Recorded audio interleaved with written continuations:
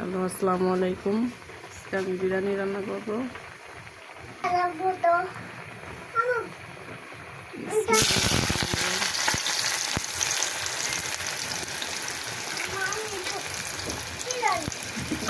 এটার মধ্যে মাংস রান্না করবো, পরে আরেকটার মধ্যে পোলাও রান্না করবো, পরে মাংস দিয়ে দেবো। পোলাও হয়ে গেছে।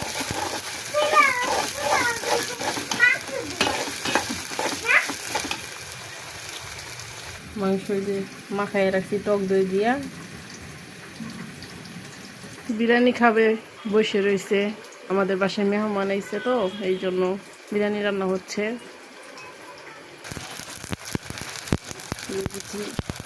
লবণ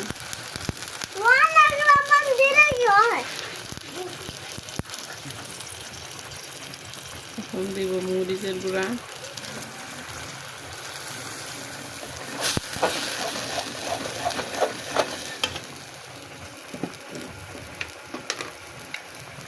দিব আদা রসুন বাটা,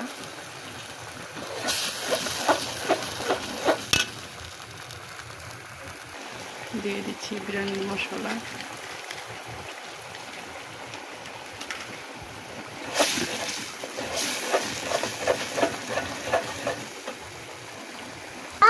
মাংসটা ঢেলে দিয়ে দিলাম।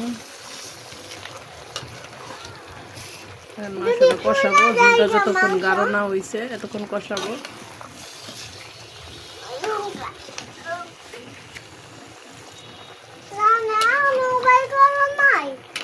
আমার মেয়ে শুধু কথা বলে, কি যে করবো, এমনি পারি না, নতুন নতুন ইউটিউবার হয়েছি, ভিডিও করতে পারি না। তারপর আমার মেয়ে যদি এত চিল্লায়, সবাই একটু আমার পরামর্শ দিয়েন কিভাবে কি করতে হয়।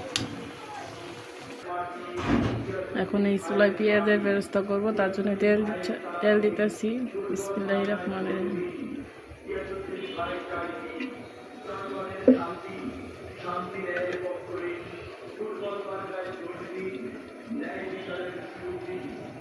পেঁয়াজের ব্যবস্থা নামিয়ে রাখছি, হয়ে গেছে। পোলাও চাল দিয়ে দিব,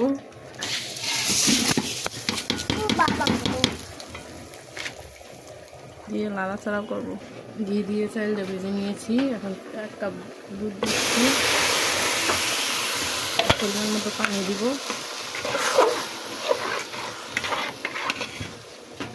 পরিমাণ মতো পানি দিছি, এখন ঢেকে দেবো।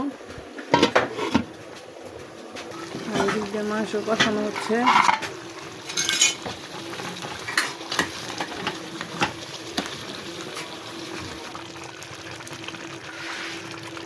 মাংস কষানো হয়ে গেছে, মুরগির মাংস।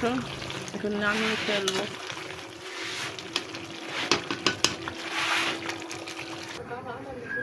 পোলাও হয়ে গেছে, এখন মাংসগুলো ঢেলে দিচ্ছি।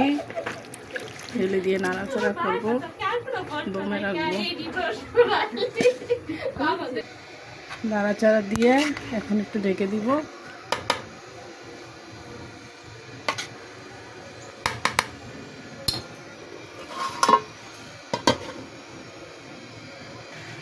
টমেটো, কাঁচা টমেটো পুরে ভর্তা বানাইছেন কখন? এই যে ভর্তা বানাচ্ছি আমরা, নতুন খাবার। পেঁয়াজের বেরেস্তা দিয়ে দিলাম। আমার বিরিয়ানি হয়ে গেছে। সবাই ভালো থাকবেন। আল্লাহ হাফেজ। আসসালামু আলাইকুম।